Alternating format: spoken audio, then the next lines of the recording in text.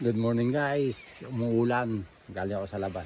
Okay, butil. Umuulan. Yan, umuulan na panahon. Ingat-ingat po tayo. Ayan. Ito po sa lubong sa atin sa yung bagong taon, 2026 ulan. Blessing daw po yan. Ngayon, yung kabutil. Kasi umuulan. Ngayon, kumuha ako ng gulay. Ayan. Ano, basic lang ang gulay natin mga butil. Kasi tayo mga taga-probinsya, kung ano lang po pwede, di ba? Bago may sili lang kasama. Ayan, pagka na kumain yung mga butil. Tapos, ang lalak natin mga kabutil dyan, ay walang iba kundi yan. Ganyan ang buhay ng mahirap. Pambansang ulam na mahirap, sardinas. Kasama papaya, talbos na kamuti, oks na ang gulay mga butil.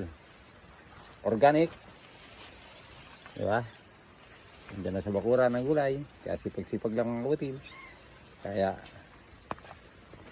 muli ang masasabi ng kabutil nyo, Kablisol, ingat tayo lagi.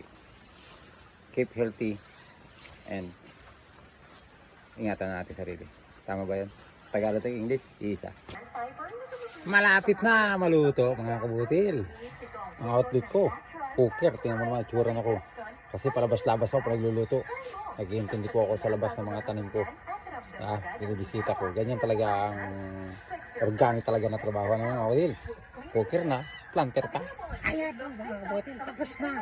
Ayan, tumukulo-kulo na. Oh. Ha? Basic lang, basic. Ha? Oh, saladinas, talbos ng kamuti, papaya. Ayos! Ayos! Ang kabuti. Wala pang kabuti. Marami pang panahon bago magkabuti. Ang real, organic na ulam para sa mga farmers na gaya ko. Wala pa tayong gulay. Hindi pa namumunga. Kaya tityaga mo tayo. Good for the health. Thank you for watching.